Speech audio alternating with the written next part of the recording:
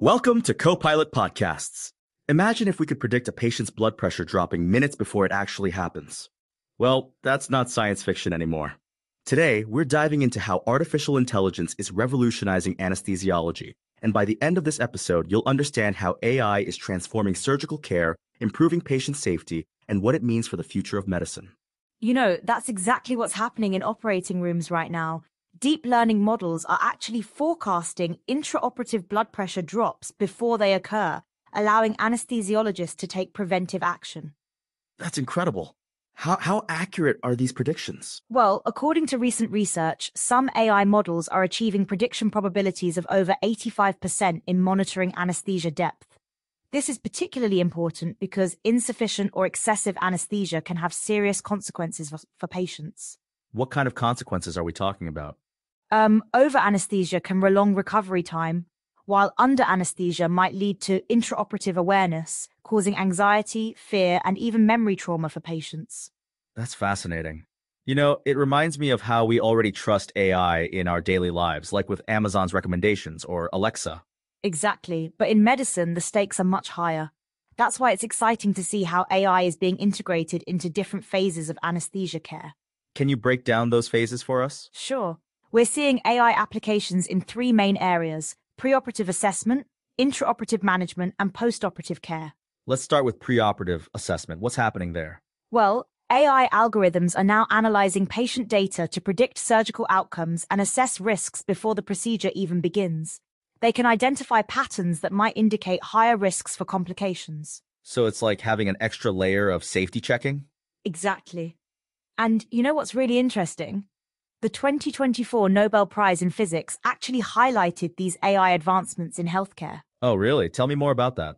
Yeah, it underscored how AI, particularly machine learning and artificial neural networks, is fundamentally enhancing patient care. We're moving from reactive to preventive care. That's a huge shift in approach. It really is.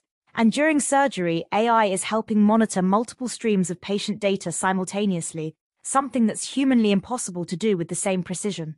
What kind of data are we talking about? Everything from blood pressure and heart rate to brain activity through EEG signals. AI can process all these inputs in real time and identify potential problems before they become critical. That must be really changing how anesthesiologists work. It is, but it's important to note that AI isn't replacing anesthesiologists, it's augmenting their expertise. Can you give an example of that? Sure. One of the most promising applications is in personalized anesthesia. AI can analyze a patient's genetic and biological information to help determine the optimal dosage. That's incredible. So every patient gets a truly customized approach? Exactly. And this is particularly important because patients can respond very differently to the same dose of anesthesia. What about after surgery? How is AI helping there? In the postoperative phase, AI helps predict potential complications and monitors recovery patterns. It can flag patients who might need additional attention. That sounds really promising, but are there any challenges or concerns? Yes, definitely. One major concern is about model interpretability, understanding exactly how AI makes its decisions. The black box problem, right? Exactly. And there are also important ethical considerations. A recent survey of German anesthesiologists showed some hesitance about AI-driven decision-making, particularly for incapacitated patients. What were their main concerns? They worried about the loss of individuality and humanity in patient care, and whether AI could truly encompass the ethical deliberation process. Those seem like valid concerns. They are, and that's why the American Medical Association has developed specific advocacy principles for healthcare AI. What do these principles focus on? They address everything from development and deployment to ethical use, ensuring that AI remains an asset to doctors rather than a burden. Speaking of doctors, how are they adapting to these changes? Well, an AMA survey found that nearly 2/3 of doctors can see AI's potential benefits, but there's definitely a learning curve. That's quite encouraging, actually. It is, and medical schools are now incorporating AI education into their curricula to prepare future physicians. What about the accuracy of these AI systems? How reliable are they? According to recent studies, some AI models are achieving remarkable results. For instance, in predicting postoperative complications, machine learning algorithms have shown accuracy rates above 90%. That's impressive. But I imagine there's still room for improvement?